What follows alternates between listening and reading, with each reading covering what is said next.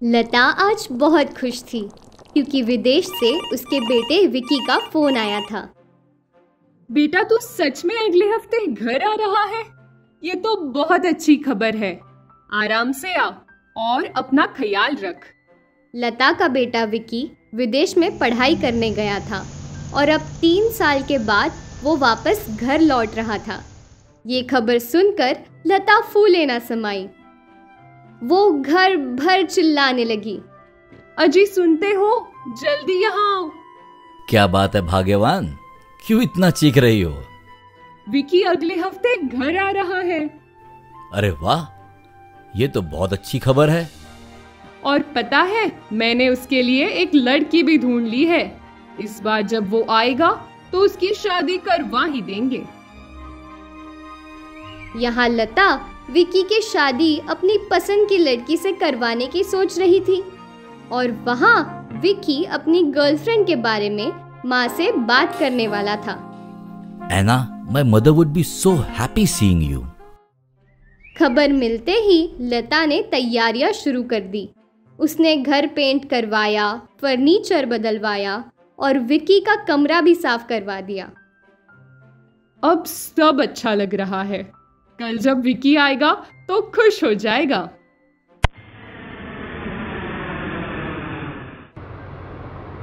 अगले दिन बेल बजते ही लता पूजा की थाली लेकर दरवाजे पे पहुंची।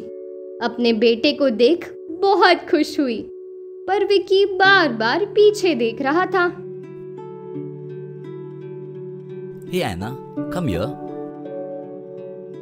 लता ने एना को देखा और वो थोड़ी चौंक गई। ये तेरी दोस्त है क्या? नहीं माँ, ये आपकी होने वाली बहू है एना। ये सुनकर लता को झटका लगा। साथ ही उसके बुने हुए सारे सपने टूट गए। लेकिन उस वक्त लता ने कोई बखेड़ा नहीं बनाया। विकी और एना घर आए और पापा के पैर छुए। खुश रहो, हमेशा खुश रहो।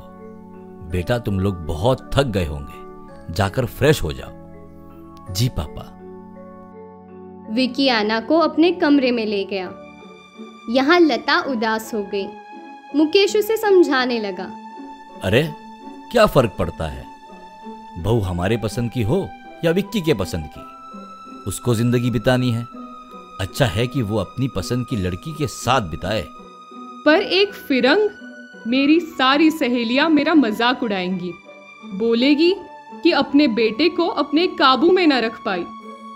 अब जो है तो है, बाकी तुम समझदार हो, जितनी जल्दी समझ जाओ उतना अच्छा है।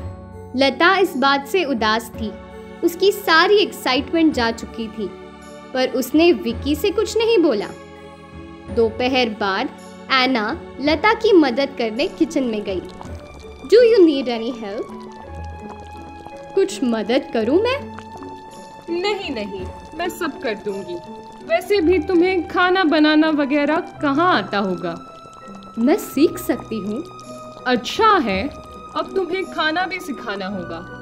कोई नहीं, 1-2 दिन आराम कर लो, फिर मुझे ही तुझे सब सिखाना है। जाओ, विकी तुम्हारी वेट कर रहा होगा। ओके। इस रात जब सब सो गए तो एना जगी थी। May be wikis mother doesn't like me. यही सोचते सोचते जब एना ने खिड़की से बाहर देखा तो उसे एक चोरों की टोली दिखाई दी जो घर से कुछ लूट कर ले जा रही थी। वेट! एना खिड़की से कूद गई। उसने चोरों को रोका और उनकी अच्छे से पिटाई करने लगी। चोरों की चीखें सुनकर आसपास के पड़ोसी जग गए।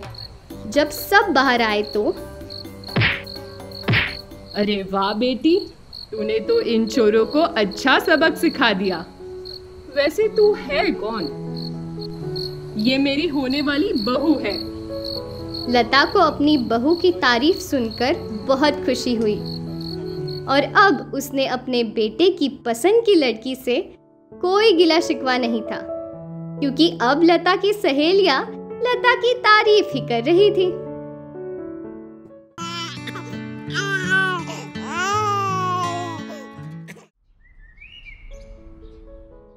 मधु अपने माँ पापा की लाडली थी। वो हमेशा अपने पापा की मदद किया करती थी। ये लीजिए पापा, मैंने ये कुर्ते के बटन टांग दिए हैं। बहुत अच्छे बेटा, अब तुम्हें सिलाई करना भी सीख लेना चाहिए, क्या पता ससुराल में काम आ जाए। क्या पापा, आप फिर मेरी शादी की बात कर बैठे? मैं तो यहीं आपके पास रहना चाहती हूँ। हाँ हाँ मेरी लाडली, तुम अपने पापा के पास ही रहो। धीरे धीरे मधु के पापा ने उसे सिलाई करना सिखा दिया।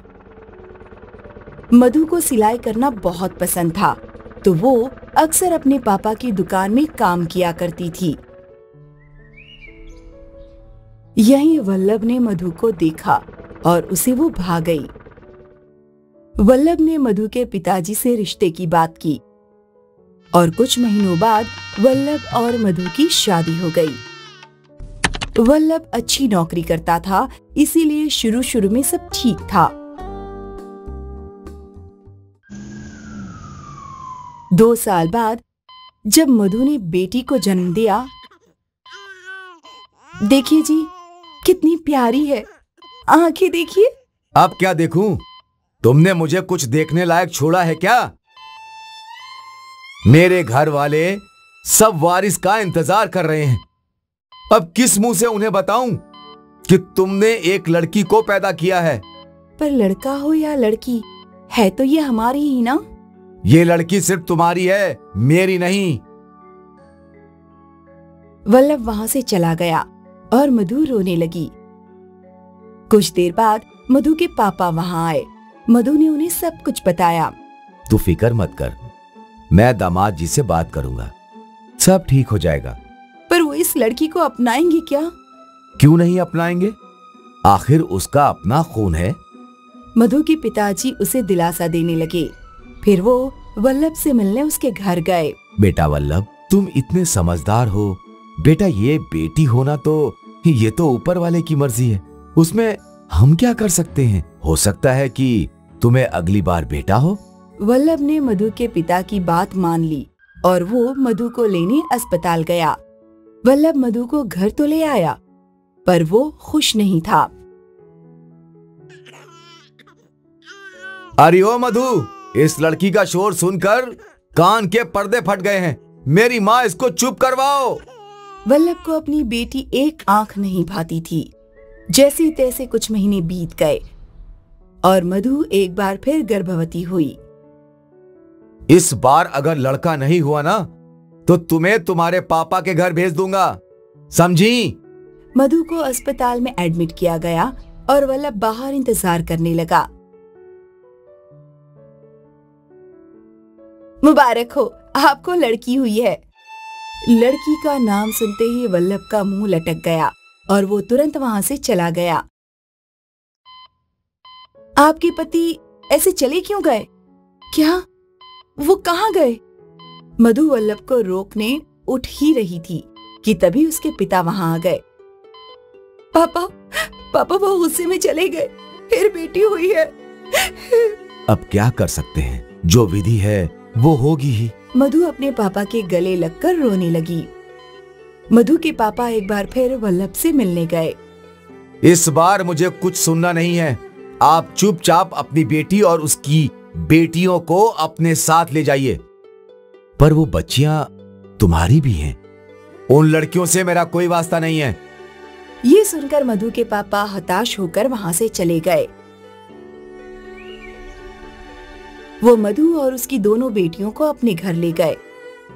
मधु के पापा की उम्र हो गई थी, फिर भी वो सिलाई का काम करते थे ताकि वो मधु और उसकी बेटियों को अच्छे से पाल सकें। लेकिन 2 साल बाद मधु के पापा चल बसे। अब मधु के पास कोई सहारा नहीं था। मधु ने अपने आप को संभाला और खुद सिलाई का काम करने लग गई। वो अपनी दोनों बेटियों को संभालते संभालते सिलाई का काम भी करती थी। देखते देखते उसकी दोनों बेटियां बड़ी हो गईं और स्कूल जाने लगी। मधु की बड़ी बेटी माया स्पोर्ट्स में बहुत अच्छी थी। मैं आपकी परिस्थिति जानता हूँ, लेकिन मैं चाहता हूँ कि आप माया को सपोर्ट कीजिए। वो टैलेंटेड है और बहुत जल्द आपका नाम रोशन कर दिखाएगी। सर, जितना मुझसे हो सकता है मैं करूंगी। पीटी सर ने माया की कोचिंग जारी रखी और मधु दुकान पर ओवर टाइम काम करने लगी ताकि वो माया को सेहतमंद खाना और उसकी स्पोर्ट्स की जरूरत की चीजें दिलवा सकें। माया भी जी तोड़ मेहनत कर रही थी। इन दोनों माँ बेटियों की मेहनत रंग लाई और माया ने स्टेट लेवल चैंपियनशिप में गोल्ड मेडल जीत लिया। माया ने अपनी माँ का नाम रोशन कर दिया जब उसकी और उसकी माँ की तस्वीर अखबार में आई। ये तस्वीर देखकर वल्लभ सोच में पड़ गया कि आज उसका भी नाम उस अखबार में होता अगर वो बेटी के जन्म पर अपनी पत्नी को अकेले ना छोड़ देता। उसकी इच्छा थी कि वो वापस जाकर माफी मांगे, पर अब किस मुंह से।